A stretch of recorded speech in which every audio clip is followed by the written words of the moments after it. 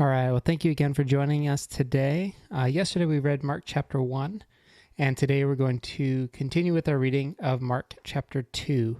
When we finished off, Jesus had just healed a man and then told him to go off and present himself to the priest. But instead, he went out and started to talk freely and tell people about what Jesus had done. So that's where we are now at Mark chapter 2, and we will read that now. So a few days later, when Jesus again entered Capernaum, the people heard that he had come home. They gathered in such large numbers that there was no room left, not even outside the door, and he preached the word to them. Some men came, bringing to him a paralyzed man, carried by 4 of them.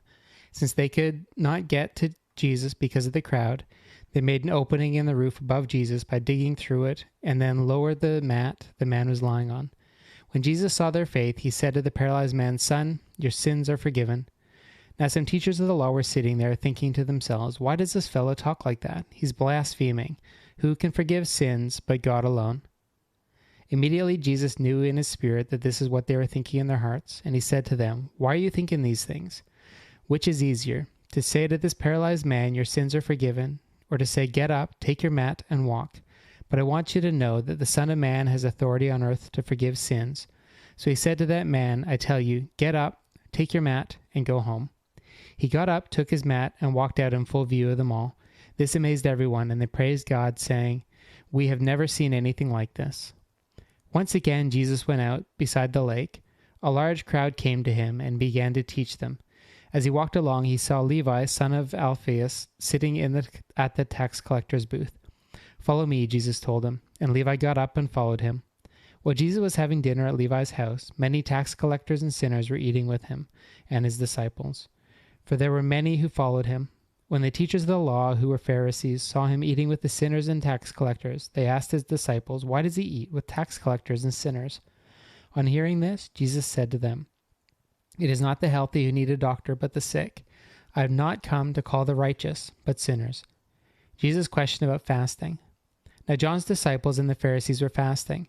Some people came and asked Jesus, "How is it that John's disciples and the disciples of the Pharisees are fasting, but yours are not?" Jesus answered, "How can the guests of the bridegroom fast while he is with them? They cannot, so long as they have him with them. But the time will come when the bridegroom will be taken from them, and on that day they will fast. No one sews a patch of unshrunk cloth to an old garment. Otherwise the new piece will pull away from the old, making the tear worse. And no one pours new wine into old wineskins. Otherwise the wine will burst the skins, and both the wine and the wineskins will be ruined. No, they pour new wine into new wineskins."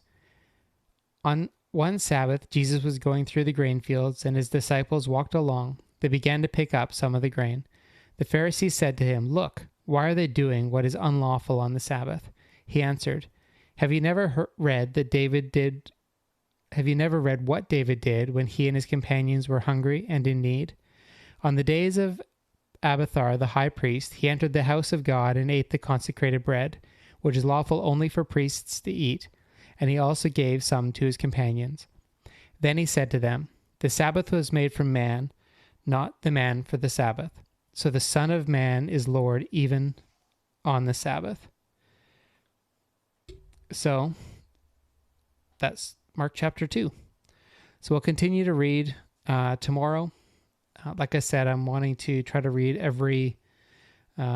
probably every 5 days a week, take the weekend off, and just give us an opportunity to continue to read about what God did and what the foundation of our faith is. So for me, it's just something to encourage me, something to focus on, something to do before I head to bed each night. And hopefully as you join, you can just, maybe even tell me what is being spoken to you through these scripts as we get challenged with how Jesus lived when he was here on earth and how he wanted us and how he taught us to live and the things that he said and the things that we're to obey. So if you do want to find out more about the ministry that I'm involved with Youth of the Mission, you can head over to missionarycoach.org and you can find out more there. And I do just want to challenge you that it's important that we read the Word every day. At least try to.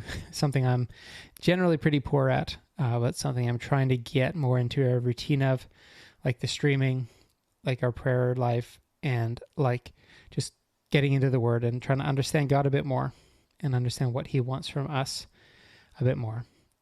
So thanks for joining me for this reading of Mark chapter 2. And tomorrow we will continue to read with Mark chapter 3. So thank you, and we'll catch you tomorrow.